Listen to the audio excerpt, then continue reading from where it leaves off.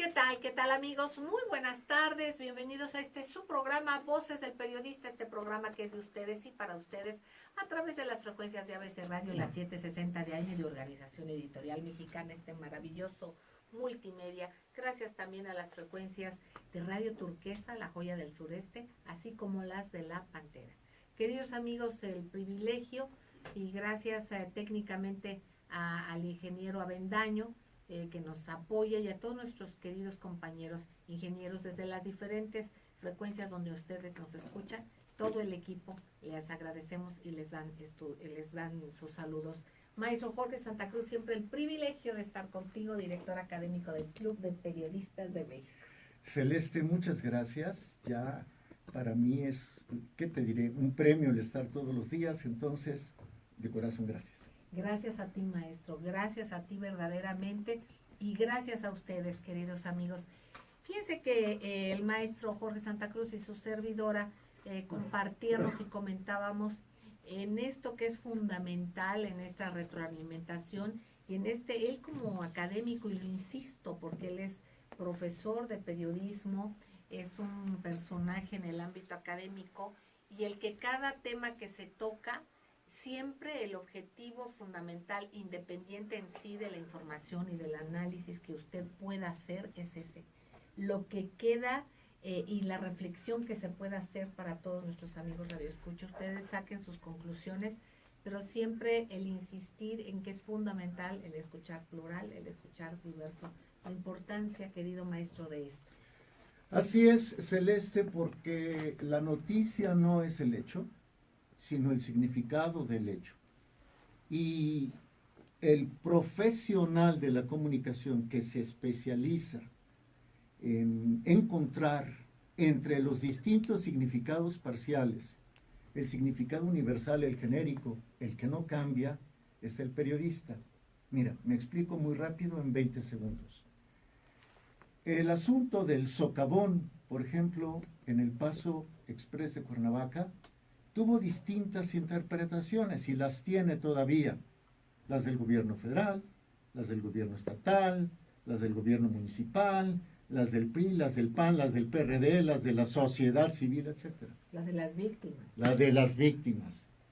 Pero el que se encarga de, entre todas esas versiones parciales, buscar el significado que explique todo el hecho, ese es el periodista. Y en Voces del Periodista Radio, como en Voces del Periodista Revista, como en Voces del Periodista Diario, lo que buscamos es que los significados sean accesibles para llegar a lo que tú dices, que es importantísimo, que cada quien forje su propio criterio. Gracias, maestro Jorge Santa Cruz.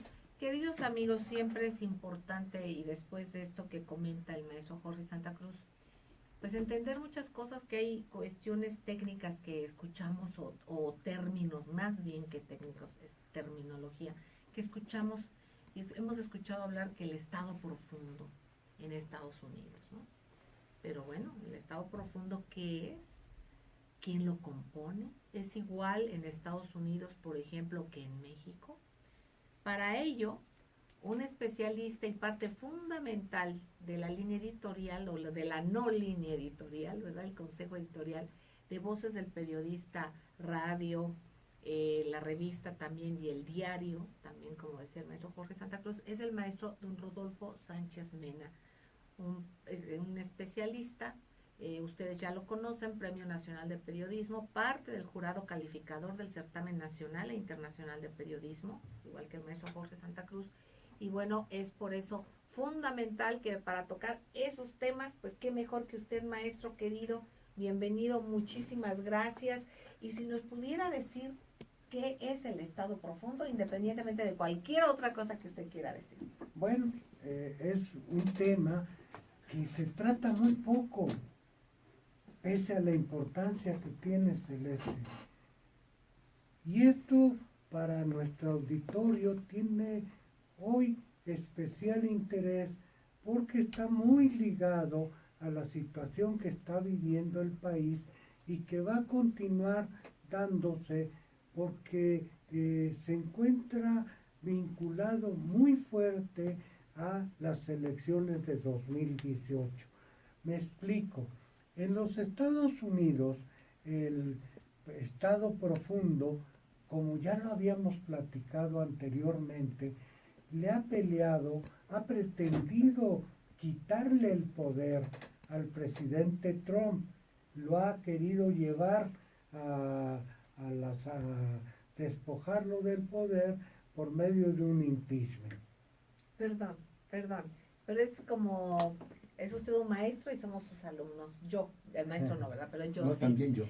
Yo quisiera preguntar, nada más esto entenderlo. ¿Quién es el Estado profundo en Estados Unidos? En Estados Unidos, bueno, básicamente en Estados Unidos es lo que representa todo el complejo industrial, tecnológico, militar. O sea, la parte más fuerte del Estado norteamericano, lo que representa su poder y los intereses definitivamente que hacen que los Estados Unidos sean lo que tiene como potencia. Y entonces es lo que define buena parte de la política tanto local como internacional de los Estados Unidos. Nosotros en México, pues desde luego no tenemos un complejo industrial, militar y tecnológico, pero sí tenemos a quienes lo representan a ese poder profundo. Entonces, para que vayamos apuntando y teniendo muy en claro, el Estado profundo en Estados Unidos lo conforma, ya lo dijo el maestro, complejo militar, industrial, financiero, que mucho ha estado acorde con los anteriores gobiernos, por ejemplo, George Bush, obviamente los Clinton y bueno, por supuesto el señor Obama. Entonces, alguien que está fuera de esos intereses, o al menos en un margen, es el presidente Donald Trump. Vamos a regresar con ello. Pero, ya que se habla de Estado profundo, si nos puede decir en México, ¿quiénes conformarían el Estado profundo? Aquí en México, el Estado profundo está representado por una oligarquía, por gente que concentra por lo menos el 42% de la riqueza. Son unas cuantas familias, Celeste. ¿Y dónde los concentran? Bueno, donde tradicionalmente, desde la época de la colonia, han tenido el poder. En la minería, por ejemplo. ¿Y quién es, por ejemplo, uno de estos personajes destacados de estas familias? Pues tenemos entre ellos al señor Madero Bracho. Señor Madero Bracho es un personaje que muy poca gente ha oído hablar de él. ¿Por qué? Porque el Estado profundo tiene como característica principal pues que sus personajes no son visibles.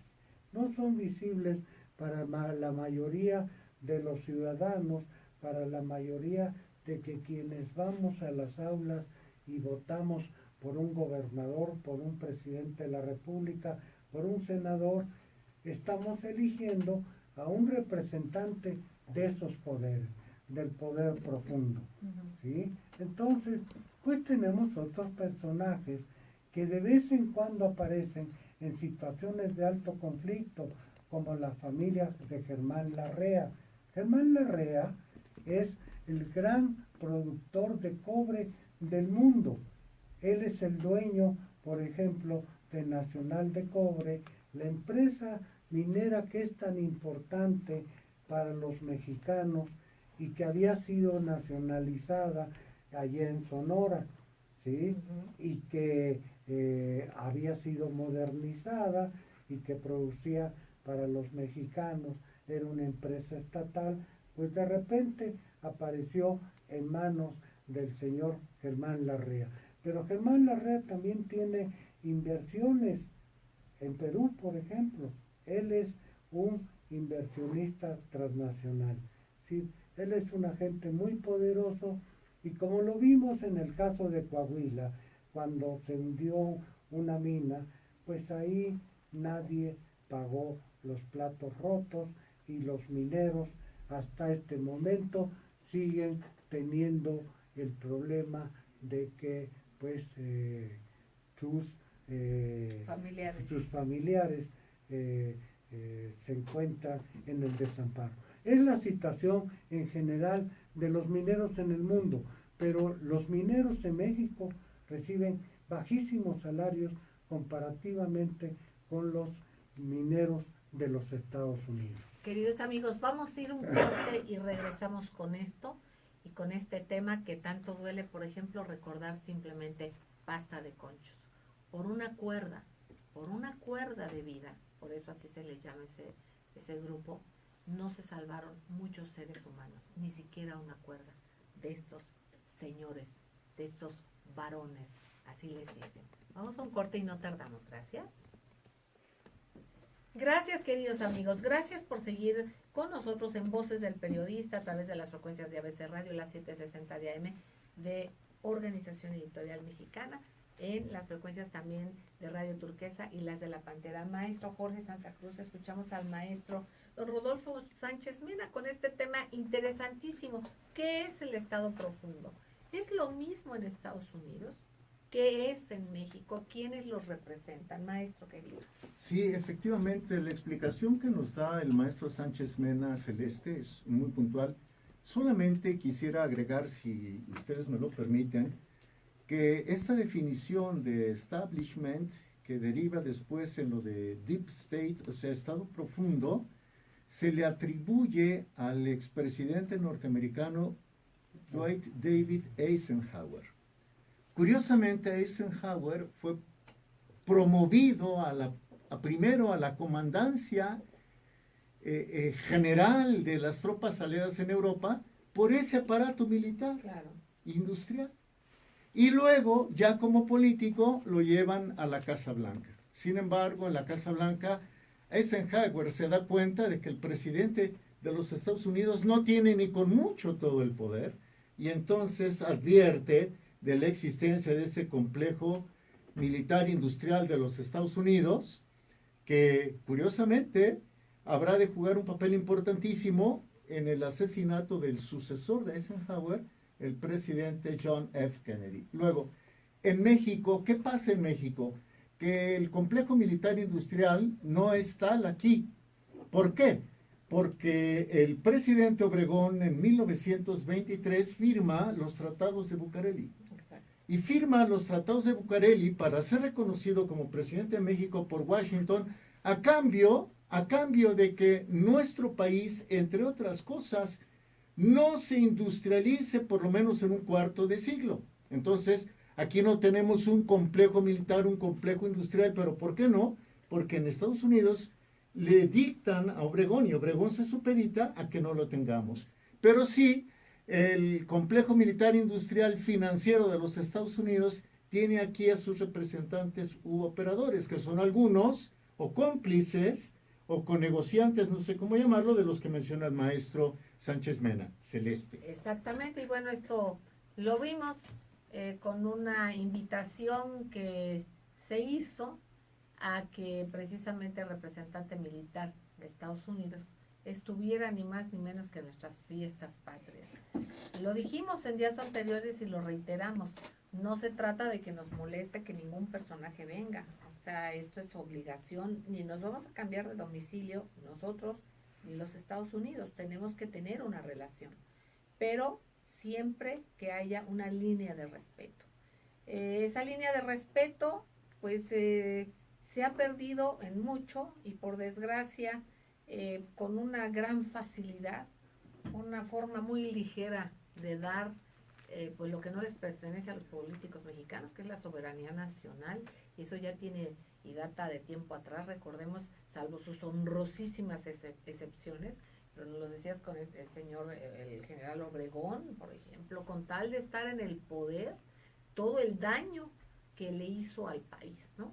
Entonces, pues, retomando, maestro querido don Rodolfo Sánchez Mena. Había que precisar un aspecto que es muy importante en términos de definir qué es el poder.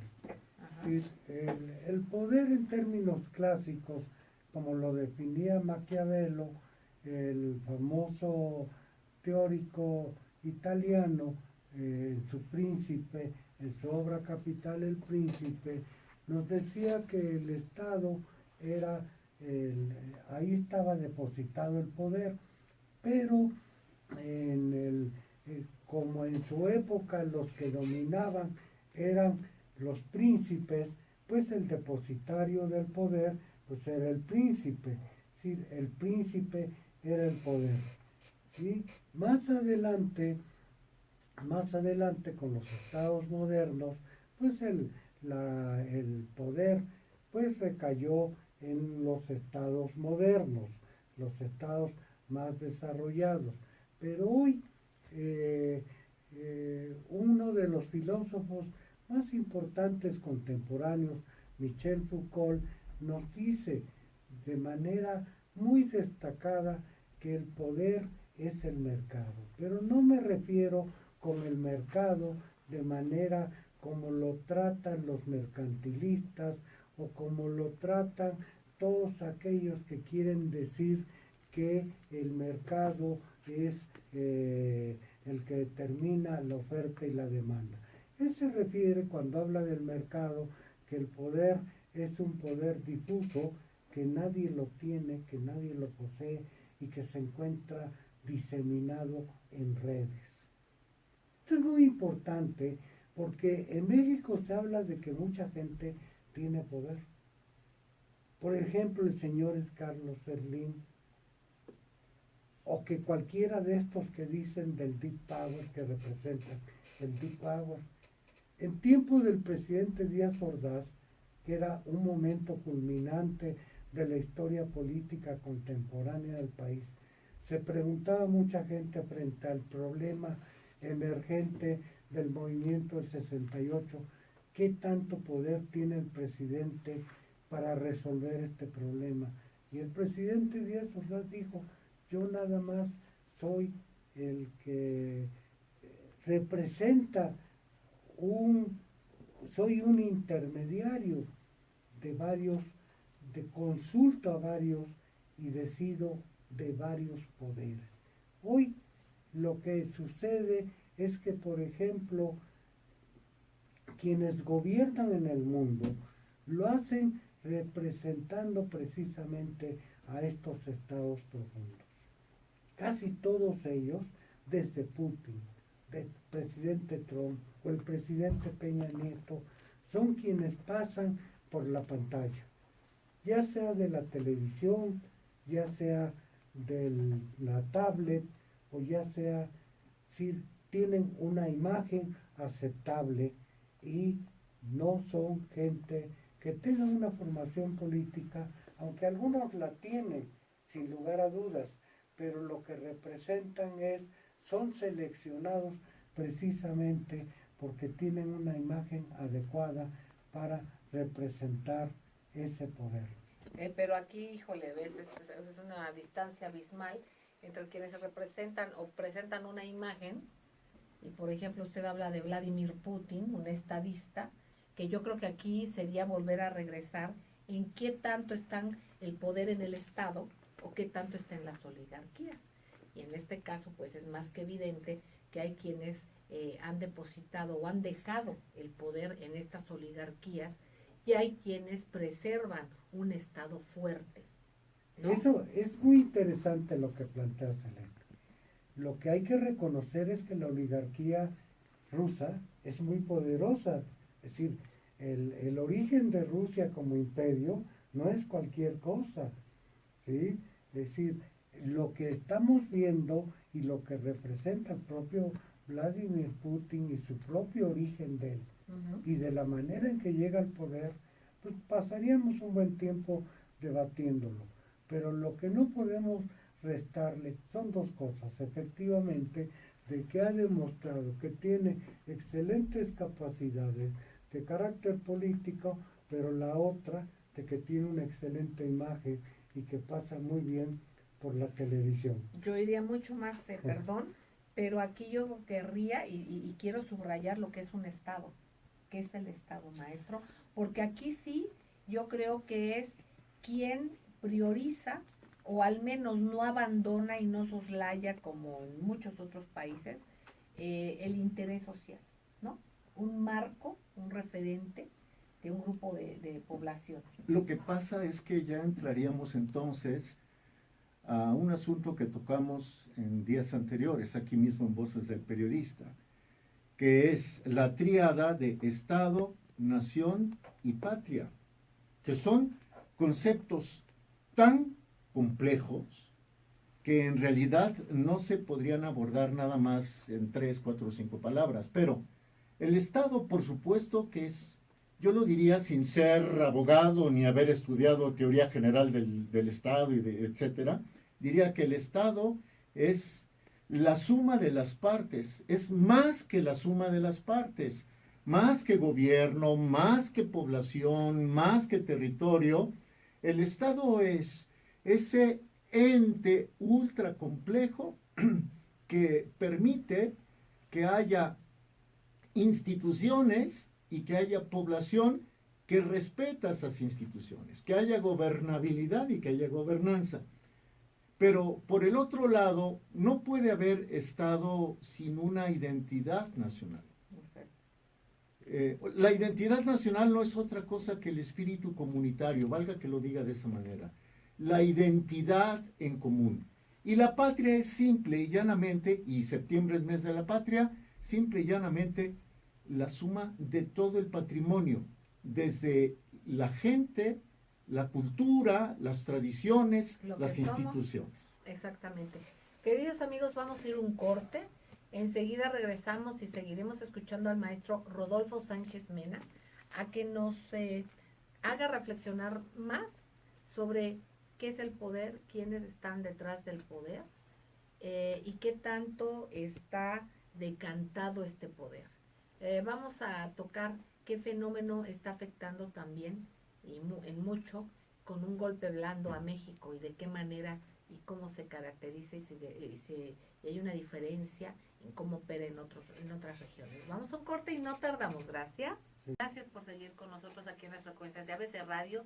Y bueno, pues con el maestro don Rodolfo Sánchez Mena, tocando el tema de lo que es el estado profundo y las consecuencias del mismo, maestro Jorge Santa Cruz.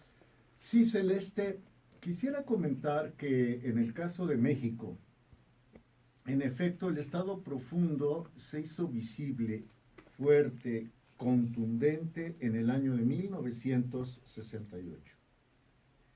Y además, de manera paralela, el estado profundo se hace presente en Francia. ¡Ah, qué caray! ¡Qué coincidencia! ¿Por qué en Francia y por qué en México? ¿Por qué en París y por qué en la capital de la República? La razón es muy sencilla. Y el golpe del 68, ¿no? La revuelta estudiantil. Exactamente. A eso me refiero. En ambos países. Porque el presidente Díaz Ordaz y el presidente Charles de Gaulle, que había sido uno de los favoritos del Estado Profundo Occidental durante tiempos de la Segunda Guerra Mundial, comienzan a entenderse para tratar de recuperar soberanía monetaria. De Gaulle para Francia, Díaz Ordaz para México. ¿Cómo? Mediante la recuperación del patrón oro-plata. Este patrón oro-plata, por supuesto, que hizo mucho ruido al Estado Profundo, al complejo militar, industrial, financiero, mediático de los Estados Unidos, sustentado en el dólar, en el billete que no está respaldado en realidad. Exactamente. Y que además es patrimonio de un banco privado, de un consorcio privado. La Reserva Federal de los Estados Unidos es privada, Celeste. Exactamente. No es del Estado. Les armaron entonces, y con esto te devuelvo, les armaron entonces el conflicto en México y en Francia, y ya después conocemos la historia, ¿no? Exactamente, y esto deriva de los tratados de Bretton Woods, y el que ya no exista, que ya se impriman papeles y no sepamos qué respaldo hay. Posteriormente se inventaron los petrodólares, ahí vino ya otra alianza con la Arabia Saudita, ustedes ya están viendo las consecuencias, y finalmente es armar algo que no, haga de cuenta que es borrón y cuenta nueva y dónde quedó el oro. Y así se han venido derivando las cosas. Maestro querido don Rodolfo. Bueno, el asunto del Deep Power en México lo estamos tratando en relación al cambio de gobierno que se avecina en el 18 y se da en una coyuntura precisamente de los 51 años del presidente de la República, de Peña Nieto. Si él acostumbraba celebrar su cumpleaños organizado por el Estado Mayor, porque la clase política hace presencia, normalmente esto, pues en Los Pinos, y esa es parte de los manejos del poder, pero en esta ocasión la que lo organiza es su esposa Angélica y lo hace con artistas y solamente acuden los miembros del gabinete. Un amigo de Peña, que es el secretario de Desarrollo Social, con el que juega golf, y el secretario de Agricultura, porque su esposa se ha hecho muy amiga de la esposa del presidente. Son los únicos que están ahí en el cumpleaños. Entonces el presidente, como está preparando su informe presidencial, da una serie de conferencias. Y en las conferencias hay una parte que destaca y que es muy importante. Dice que al terminar su periodo presidencial va a dejar la política. Peña renuncia a la política y se va a dedicar a otras cosas. ¿Esto qué tiene que ver? Ya hay un antecedente muy importante de una reunión que tiene con empresarios en Los Pinos. Entre ellos, un destacado personaje de este poder profundo, que es el señor Claudio X González. El señor Claudio X González, Celeste, como tú lo sabes muy bien, es un personaje que su hijo ha estado muy ligado a la empresa Televisa. Televisa, y a través de su hijo habían pretendido que todo el recurso de la educación pública lo manejaran ellos, fuera privatizado y lo manejaran ellos directamente. Como no fracasaron en ellos, entonces crearon una organización que se llama Mexicanos contra la Corrupción y la Impunidad, que es la nueva estructura del segundo de los Claudios. Son conocidos como los Claudios, 3 Claudios, el papá, el hijo y ahora un nieto, que son los 3 Claudios. Yo nada más me permitiré agregar que Claudio X González, hijo, el segundo de la dinastía, también encabeza otra organización mediante la cual ha presionado para la privatización del presupuesto educativo, que se llama Mexicanos Primero. Importantísimo subrayar. Sí,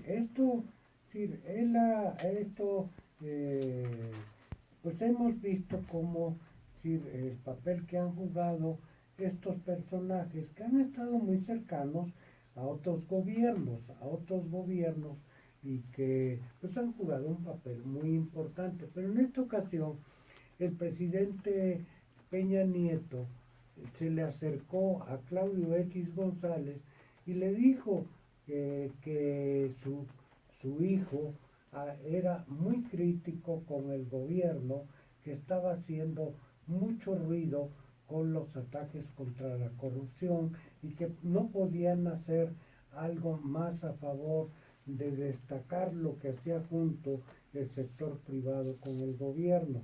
O sea que en lugar de atacar los fenómenos de corrupción, pusieran en adelante y por delante los aspectos positivos de la relación gobierno con con el sector privado. ¿Por qué que se le estaba haciendo la reclamación? Pues por muy sencillo. Aquí en México tenemos un dicho que es muy usual. Si aquí el gobierno a los Claudios los ha llenado de contratos, de beneficios. Y entonces maman y dan de topes, es lo que se dice, ese famoso dicho, ¿sí? Entonces, como respuesta dijo Claudio, pues yo respaldo lo que hace mi hijo y lo hace bien, pero en respuesta apareció un editorial de 8 columnas en el New York Times, que normalmente estos editoriales se le adjudican a el otro personaje del que es miembro de su consejo de administración. Claudio es miembro del consejo de administración de Carso. Él forma parte del consejo de administración de una gran cantidad de empresas, es parte del consejo de coordinador empresarial, lo ha representado, es parte de la cúpula de los empresarios. Entonces es una voz autorizada, y como voz autorizada, pues es un personero del sector empresarial. Y bueno, pues entonces el ver aparecer en el New York Times esta cabeza con un largo artículo sobre cómo el presidente le está reclamando a un empresario porque su hijo tiene 20 años, dice el editorial, combatiendo la corrupción y la impunidad en México, ¿sí? Una lucha permanente, es un artículo larguísimo. Entonces, lo que llama la atención es que normalmente estos artículos se le adjudicaban al señor Carlos Slim, porque él es buena parte accionista del New York Times. Sí, tiene acciones en New Claro, York Times, creo pero, que un 4%. pero se le algo por el estilo. adjudicaban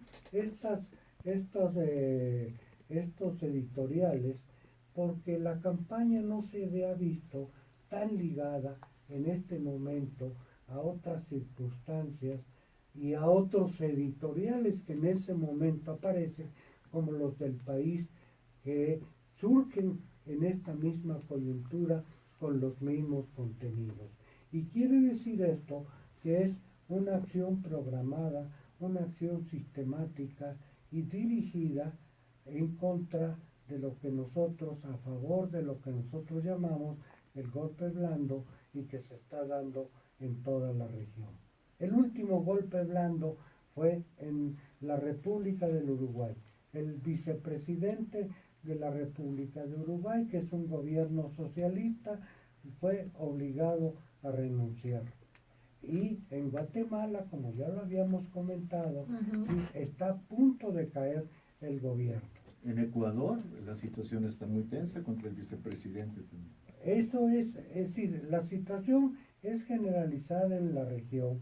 Si hay una acción de golpe blando, ¿por qué? Porque hay una estrategia tras de esto y que está delineado en un famoso libro de uno de los autores muy reconocidos en los Estados Unidos y que se llama El Nuevo Mapa del Pentágono, y que ahí se plantea la nueva estrategia de los Estados Unidos y que en el cual se traza cuáles son los gobiernos que tienen que cambiar en la región y cómo deben de cambiar.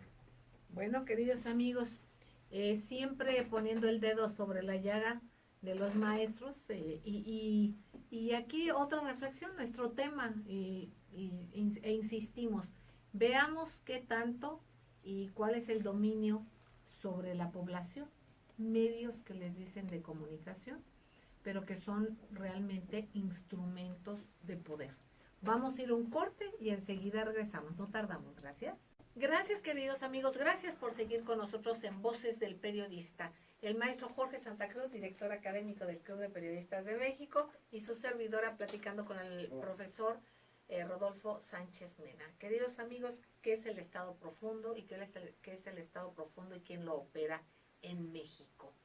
Y ante la relatoría de hechos que nos hizo en el bloque anterior el profesor Rodolfo Sánchez Mena, pues nos preguntaríamos, es obvio, ¿en qué momento se confrontan el Estado Profundo mexicano, esta oligarquía mexicana, y por qué con el presidente Enrique Peña Nieto? Hay que agregar rápidamente que Por ejemplo, el New York Times, los que lo pagan pues es el famoso financiero George Soros, que ya hemos visto que en México tiene una actuación y que ha estado apoyando diferentes movimientos de carácter social, por ejemplo los de la montaña de Guerrero. Esto ha sido una constante, entonces él es aliado de estos grupos. Entonces, y en consecuencia de lo que se trata, y como lateralmente se dio el día 1 de septiembre una especie de golpe legislativo que logró paralizar el Congreso, lo que se trata en última instancia aquí es el cerrarle el paso a Peña Nieto y a su grupo para primero tratar de imponer un fiscal a modo como en los países que han dado el golpe blando. Me refiero el caso de Brasil, el caso de Guatemala o recientemente en Uruguay. Y a la par crear un candidato alterno que esté más acorde con los intereses de este estado profundo, porque han logrado crear una serie de divergencias. Maestro Jorge Santa Cruz. Entonces, maestro Rodolfo Sánchez Mena, a ver si interpretamos bien, a ver si su servidor interpreta bien, Celeste. El estado profundo mexicano, la oligarquía mexicana, ya no quiere a Peña porque, entre otras cosas, Peña no ha privatizado el gasto educativo, entre otras cosas. Luego, el estado profundo mexicano rompe con Peña y por eso Peña dice que cuando deje de ser presidente dejará de hacer política. Podría ser, en esta ecuación que usted plantea, que el elegido de la oligarquía mexicana sea Ricardo Anaya, el presidente nacional del PAN, y que el gobierno, en un esfuerzo desesperado por parar a Anaya, le destapa el asunto de la fortuna de su suegro por 300 millones de pesos. ¿Es así? ¿Por ahí podría ir la alternancia con Ricardo Anaya? Es parte de todas estas circunstancias, pero todavía nos falta ver hacia adelante. Si este escenario no estaba previsto porque de repente se creó esta alianza y creían que era suficiente insultarlo, degradarlo, y con eso creían que se iba a frenar y se iba a echar para atrás. Sin embargo, por esta primera ocasión, pues logró sacar adelante su estrategia y el famoso carnal fiscal carnal, bueno, pues tuvieron que echar reversa y tener que sacar adelante y poner a funcionar el Congreso. ¿Por qué? Porque el mecanismo de sucesión presidencial se ve que lo habían perdido el control, ya no lo tenía. ¿Quién decide quién va a ser el sucesor? Ya no lo tenían en los pinos, se estaba escapando esto. Una pregunta, perdón. Fíjense cómo cambian las cosas y cómo son estos juegos de estos grupos, por llamarlos de alguna manera, ¿no? Y en dónde están los intereses de todos nosotros, digo, ese sería lo principal, ¿no? ¿Dónde estamos?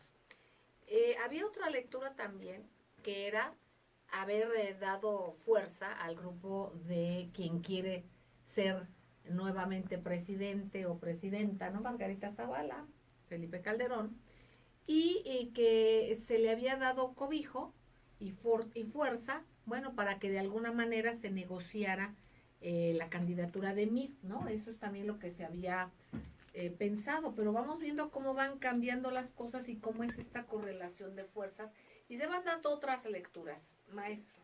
Efectivamente, sí, el nombramiento del senador Cordero en el Senado, bueno, pues daba paso a la famosa negociación anterior entre el presidente Calderón y el presidente Peña, para cerrarle el paso a la posibilidad de que a Anaya se les filtrara, pero esta jugada de tres bandas se perdió porque perdieron el control y ya no pudieron sacar adelante el proyecto que tenían de, por lo menos en esta circunstancia, de hacer que Margarita fuera la candidata del PAN. En esta perspectiva y por lo menos hasta este momento. Sí, lo que estamos viendo entonces es que la situación de México permite armar juegos muy importantes y crear alternativas de candidatos. Con los números que tiene la coalición PAN, PRD y el partido de Dante Delgado, ¿sí?, les alcanza, es suficiente para poder competir y ganar en la presidencia. Es un juego audaz y por lo menos en esta circunstancia lograron llevarlo adelante. Pues queridos amigos, maestro Jorge Santa Cruz, y reitero, perdón, pero es lo que debemos de analizar. ¿Dónde estamos los ciudadanos en medio de todo esto que escuchamos y las jugadas de tres bandas? Y sí, ¿no? Obviamente. Es lo que dice el maestro don Rodolfo Sánchez Mena. Pero se fijan qué desaseo, qué falta de dignidad. Yo digo como ser humano, no para sus intereses, como seres humanos, en el cual están solamente priorizando llegar al poder. ¿Y para qué? Para, como Álvaro Obregón, entregar buena parte del territorio mexicano. Y como otros más, ¿dónde estamos los mexicanos? ¿Y dónde permitimos esto? Por cierto, y subrayando, porque es nuestro tema fundamental. Veamos y no le demos más fuerza a medios que no son medios, sino que son instrumentos. Y estos instrumentos, el objetivo fundamental somos nosotros. Entonces quiere decir que nosotros tenemos mucho más poder del que queremos. Porque los instrumentos que utilizan son estos medios famosos, fuertes, enormes. Pero ¿cuál es el objetivo? Nosotros. Si nosotros analizamos las cosas y aprendemos a leer de manera plural, nos blindaremos de esta tomada de pelo tremenda en la que nos han tenido durante un buen tiempo. Maestro Jorge Santa Cruz. Y es que tenemos que creérnosla. O sea, Claro, nosotros como asumirla, ciudadanos claro. sí tenemos un poder, Claro. pero por supuesto que Claro. lo tenemos. Ahora, ¿en dónde nos ponen? En calidad de peones de ajedrez, sacrificables, estratégicos, pero finalmente sacrificables. Uh-huh. Miren, doy rápido un ejemplo. El 1.600.000 o los 2 millones de afectados por los sismos, por el sismo de Chiapas y de Oaxaca. ¿Quién le da voz a esa gente? Casi nadie. Y pongo otro ejemplo.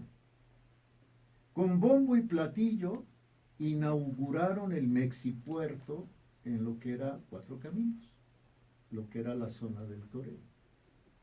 Erradicaron el comercio informal, efectivamente había inseguridad, se creó una gran plaza donde están las grandes empresas, Uh-huh. mega empresas, no Anita y María y Pepe y Toño, no, las grandes empresas.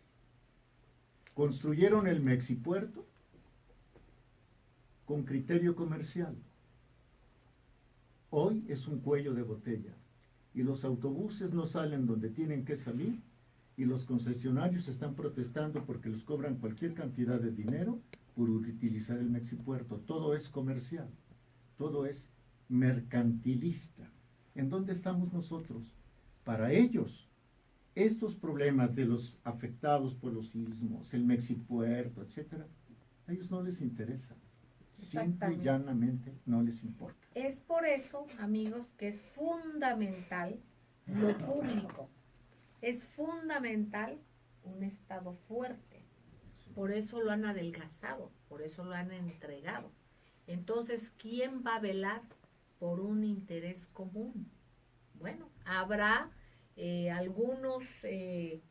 algunos de estos consorcios o algunos personajes que estén ahí que, bueno, que tengan algo de sensibilidad y que así lo entiendan. Pero no podemos estar en la buena voluntad de unos y en la mala voluntad de otros. Aquí debería de haber un marco en el cual realmente se rigiera y que tengamos las oportunidades, que tengamos los derechos que nos merecemos. Somos mexicanos, es nuestro país, no es país de unos cuantos. Maestros, ¿con qué tarea nos deja de reflexión? Bueno, pues es que en mi caso yo soy un observador de la realidad y como observador pues narro la realidad con una serie de herramientas. ¿Sí? No tomo partido en esta circunstancia. ¿Sí? Mi posición es otra situación, pero aquí lo que estoy haciendo es describir la realidad tal como está para que todos asumamos la tarea que nos corresponde desde el lugar en donde nos encontremos. Pero en este tenor, lo que sugeriría usted entonces también es informarnos plural, porque es fundamental la herramienta del conocimiento, ¿no, maestro? Desde luego, desde luego. Si no tenemos nosotros cómo contrastar la información, porque nos dejamos llevar por la luz de información, pues entonces nos dejamos sepultar sencillamente por esta propaganda. Es propaganda, no es información. Queridos amigos, seamos cautos, informémonos, pero no nos intoxiquemos de supuesta información. Vayamos a escuchar plural, seleccionemos y analicemos. Les quiero entrañablemente, maestro Jorge Santa Cruz. Celeste, igual. Siempre el Muchas privilegio. gracias. Maestro don Rodolfo Muchas Sánchez Mena. gracias, Celeste. A todos ustedes, queridos amigos, Diana Mónica, Jonathan, a ustedes, queridos amigos. Un beso tronadísimo. Gracias. Hasta la próxima.